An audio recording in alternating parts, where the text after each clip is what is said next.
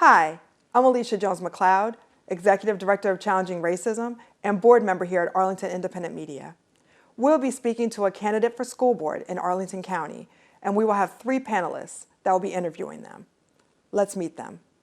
One of our panelists is James Lander, former Arlington County School Board member. Also with us is Maggie Sly, Independent Management Consultant. Brian Marquin, Program Officer at Arlington Community Foundation.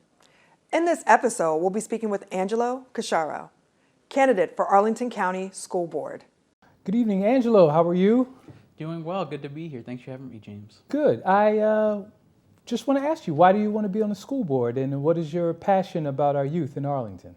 Yeah, it's a very good question.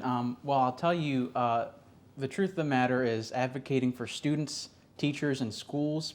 It's what I've always done and what I do best.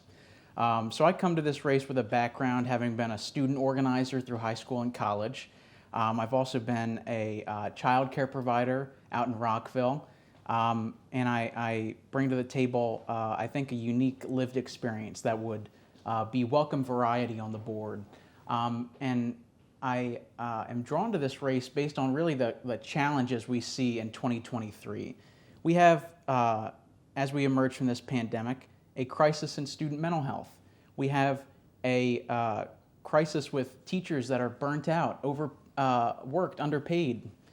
And we have our schools coming under really insidious broadsides from our MAGA governor, particularly trans students and Black history. And so in light of all these challenges, I think what you need at the table in the year 2023 is a voice that understands this generation of students. We need a representative of the next generation of students and education leaders at the table, and that's what I hope to provide. I wanted to follow up on what you mentioned about our mental health crisis among our youth. The most recent youth risk behavior survey conducted by the CDC showed in 2021, 42% of high school students felt so sad or hopeless almost every day for at least 2 weeks in a row that they stopped doing their usual activities. When you think about Arlington County School Board and the county board, what is your vision for how these entities might work together to support our youth in mental health crisis? Yeah, so this is it's one of the central challenges that brings me to this race. I am grateful to have positive relationships with all of our school board and county board members. They know me, they like me, and I think there's a lot of room to work together there. I bring to the table a number of proposals in terms of student mental health, and I'll highlight some of them for you. I favor expanding our counseling staff, in particular our substance abuse counselors. We all saw the tragedy that happened at Wakefield High School, the loss of a student, Sergio Flores, to a fentanyl overdose, and far too often the mental health crisis is interlinked with the substance abuse crisis. And so I propose expanding our staffing there. We have, in the superintendent's proposed budget for this year, in particular, we have about, I believe it's 7 or 8 new full-time budget requests for school security coordinators. However, we only provide for 2 new substance abuse counselors. I prefer to bring that closer to parity. I'm also proposing more structural changes beyond the acute crisis of the moment, such as putting a student representative on the school board. Every neighboring locality to Arlington has a student representative on the school board. We are the only ones in our neighborhood that do not. Alexandria City, Fairfax City, Fairfax County, Loudoun County, Prince William County, Moco in Maryland, PG County in Maryland, the district. Every single one of them has it except for Arlington. So that's a structural change I would propose in the long term to continuously bring the student voice to the table so they can speak truth to power, so they can sit up on the dais with school board members and raise those issues in real time. And I think going forward, we'll need a lot of collaboration. A lot of it has to do with money. I'm a big believer that money actually can solve a lot of problems, and particularly on this challenge, when we look at the staffing priorities that this school board has expressed, that I've expressed in terms of counselors, we're going to need a lot of financial support from that, and that will come from the county board. Thank you. It's a pleasure to speak to you tonight, Angelo. So Arlington County has at times been described as a system of schools rather than a school system. And that can refer to some of the challenges that people experience sort of in the variation from school to school in implementing policy and execution of programming. So thinking about that, how can we ensure that the experience of families is equitable regardless of what school they go to? Yeah, so I have heard that criticism before. It's a pretty common one, and I'll tell you, Arlington County is the smallest county in the United States of America, 26 square miles, and we really ought to be acting like a school system. And I think part of that problem, I think it requires a willingness to be decisive at the top. I think it does require a certain willingness to lead on district-wide policies.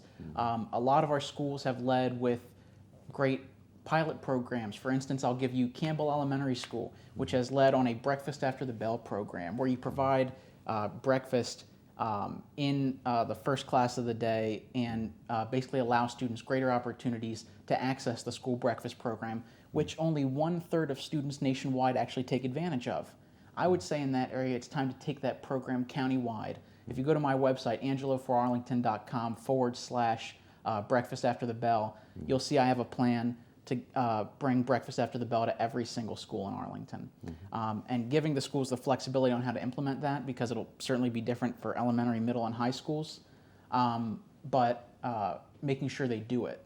And so the willingness to be decisive, to ruffle a little feathers, I think is really a part of the solution here. A willingness to set district-wide policies that are then the rule of the land, so to speak. And I would do that. And I think you mentioned equity as well. That's an incredibly important priority for this school board and for me. We have opportunity gaps that have widened during the pandemic for students of color, for poorer students, for English learners. And so making sure every school gets equitable resources and funding, allocating our funding priorities in such a fashion is important as well. Angelo, I want to follow up on a comment you made earlier. You referenced neighboring districts. Arlington is very unique. I believe the latest figures, Arlington spends over $20,000 per pupil. There's a annual budget of over $600 million. And Arlington is, unlike our neighboring districts, only about 20% of residents have students actively in the school system. What is your message to the 80% of the families here in Arlington, the taxpayers, who do not have students in the school system, and why should they support the school system? Because a strong school system means a stronger community. I mean, really, truly, it's one of those basic public services that impacts everybody, because everybody in the community has been a student. Everybody in the community, if they haven't been let me reverse that. Many in the community will have students in the school system if they don't already, and those who haven't have been students themselves, either in this school system or wherever they grew up. As we know, 80% of Arlingtonians are Arlingtonians by choice. And so I would emphasize to folks how important strong public schools are to the cohesive fabric of our community, and the value of building out really our base of future taxpayers. So if they don't see a benefit in the schools directly for themselves, they ought to see it in terms of building the economic base of our county and empowering young folks in Arlington to be future leaders, which they will do. And I will tell you, with our per pupil spending, that's often brought up as a knock against the school system, but I would actually see it as a positive, because that buys you the best public education anywhere in the Commonwealth of Virginia. And so I think our budget ought to continue to grow as Arlington grows. I think our per pupil spending could even go up to give us even greater public schools. I don't see that as a negative, I see it as a positive, and I appreciate your opportunity to answer the question. Angela, you talked about how important equity is to you. And so for this next question, I want you to sort of answer it through that lens of equity. We know that the pandemic really hit Arlingtonians hard, our children, our educators, our public institutions, our families. What role do you believe that schools should play in addressing pandemic-related learning loss? And again, particularly through a lens of equity. Yeah, so we have seen growing achievement gaps or opportunity gaps as we've gone through and come out of the pandemic now. In terms of notions of learning loss, that would be my primary focus. I think at a broader level, there does come a certain point at which we have to acknowledge our new baseline and go from there. I do think there is a certain tendency among a certain type in our region. You'll see in Fairfax County, they have a heck of a time with the Fairfax Parents Association, a really conservative Republican-funded group that uses issues like learning loss to undermine faith in the public schools. But the truth of the matter is our students in APS did an incredible thing. They survived a pandemic, and that is a very hard feat. And when you look at our student mental health crisis, that is, it shouldn't be assumed to be unrelated from the crisis of the pandemic. And so I do think in some ways it's a competing priority to focus on clawing back to the prior standardized test scores we might have been accustomed to prior to COVID and protecting student mental health. We have to recognize the whole child and not just a test score on a paper.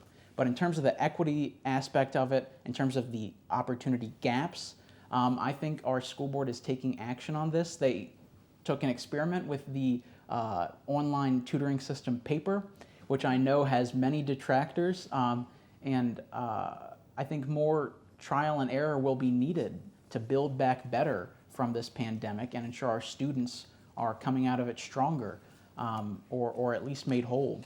And so I would point to the superintendent's proposed budget for this year, where he proposes funding for new math interventionists and other supports to get students back to level.